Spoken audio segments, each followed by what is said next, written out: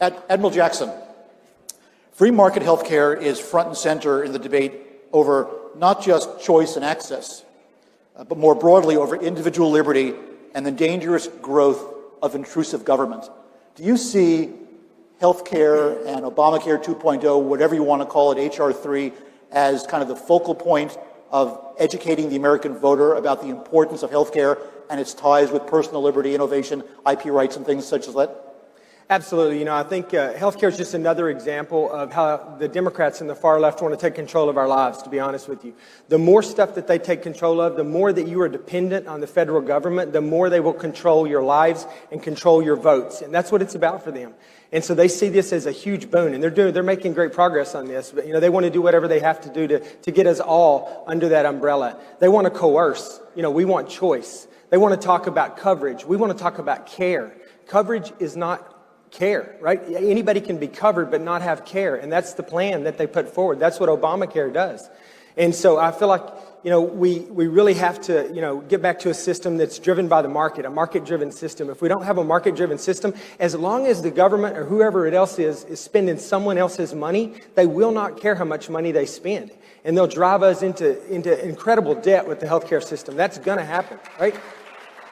And don't take this the wrong way. I'm a veteran. I'm a big fan of the VA. But the VA is a perfect example of what we don't want to happen to our country in general. If we get government-mandated, government-controlled health care, it's going to look just like that. The bureaucracy will grow huge, and that's what's happened in the VA to some extent. It's a massive bureaucracy that's between the patient and the doctor. And all of the resources are consumed in that bureaucracy, and they never make it to the patient. So we have to get back to a system of health care that we can afford, that's accessible, that's quality, and that everybody has access to. And that's really where we need to go with this. And a perfect example, Dr. Burgess mentioned it actually, but, you know, President Trump got out there, and President Trump did what needs to be done in healthcare in general. And I think that if he got a second term, you know, he'd talked to me before about it. We'd discussed it. And one of his big agenda items was going to be to go after healthcare and do to healthcare what he's done to so many other areas in our government. And that was in large part to deregulate healthcare, right? The regulations in healthcare, they drive up the cost unbelievably, right?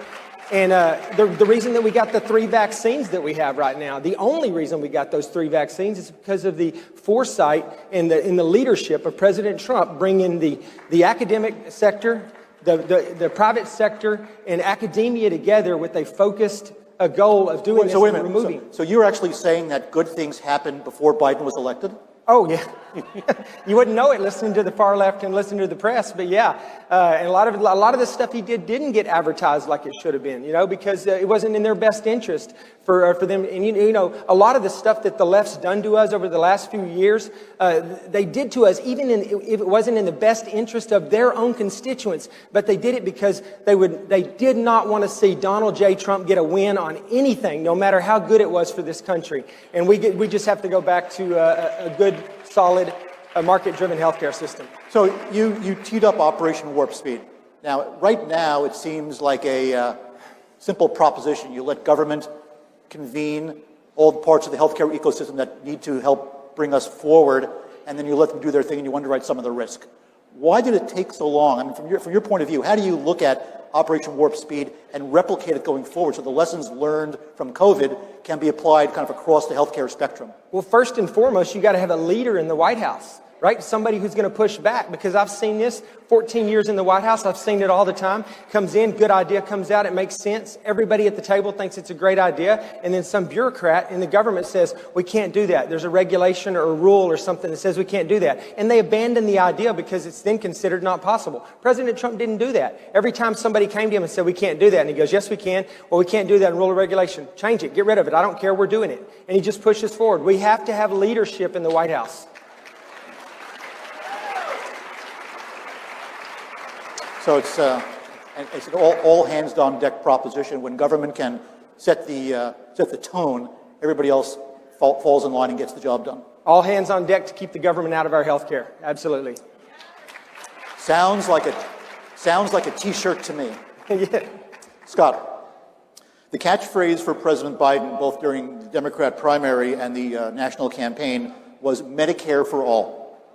3 words we're hearing a lot about these days. Wouldn't this actually drive up the costs while reducing the quality of care? And I'd also like you to tie that into Club for Growth's and ACU's involvement with the Coalition Against Socialized Medicine. Yeah, so let me start off by talking about the Coalition Against Socialized Medicine. ACU was the leader of this group. Club for Growth was also a founding member.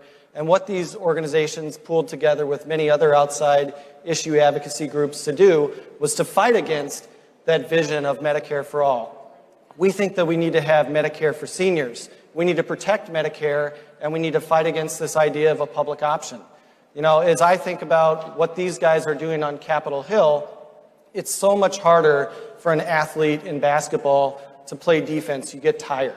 And these guys have constantly been on defense about pre-existing conditions and wanting to rip out the rug from sick people. Instead, we need to go on offense, because it's a lot easier to go on offense against the Democrats. Did you guys know that straw poll that everybody filled out on policies? They talked about what are the top issues and top achievements from President Trump. One of those was repealing the individual mandate through the Tax Cuts and Jobs Act. It was a huge accomplishment for President Trump. Well, Joe Biden's going to actually try to take that down through executive order, through his health care plan. He wants to mandate that everybody buy in health insurance. And what's that going to do? It's going to make sure that health insurance companies are going to decrease choice and competition in the healthcare marketplace. That's going to jack up the costs. And when you talk about the costs of Medicare for all, man, you said that it's going to be free health care for everybody. Wait until they make it free, and we'll see what happens with the real costs. Speaking of that, well said. One of the sponsors of this event is Liberty Health Share, and if you believe in the health sharing ministries, Dan Snyder talked about this earlier today, you have to recognize that a bureaucrat with the stroke of a pen can make it go away. And they are going to be empowered under this current administration to take those types of steps. Dr. Burgess, as a physician, do people understand how onerous and awful it is to physicians to have their decisions mandated away by government? Well, it's not just the government. Certainly HMOs and now ACOs have done their share as well. PBMs, yeah. PBM's another structure that is unnecessary, but it brings nothing but increased costs and decreased access. Look, I'll tell you, when I was in practice, one thing I hated more than anything else was to have to call 1-800 Minneapolis to get approval from my patient to come in the hospital. And I'd ask the person on the other end, are you licensed to practice medicine in Texas? Well, no. And then it said, well, then you shouldn't be practicing medicine in Texas because I'm in Texas, my patient's in Texas, the hospital's in Texas. Look, I come from I'm a third generation physician. My grandfather, who I never knew, was a doc. My dad was a doc. I remember my dad telling me, our contract, we are the advocates for the patient at the end of the day. If you work for the hospital, if you work for the insurance company, if you work for the government, guess what? You're advocating for something that may be counter to what your patient is. We need to get back to being the patient advocates. Let doctors be doctors. Let's use all these fine tools we have, but let's use them to make life better for patients and not for the government. Here, Admiral Jackson, quickly, how do we protect against Uncle Sam becoming Uncle Sam, MD? Well, we got to do what Scott said. He's exactly right. We got to go on the offensive here. What I'll promise to all of you is that Dr. Burgess, myself, the other members of the Doctors Caucus, our other colleagues in the Republican Conference, we are going to work our butts off over the next few months to come up with a solid health care plan that will be on the offensive, that we can run on, and that we can enact in 2 years when we get the majority back. And we will get the majority back in 2 years.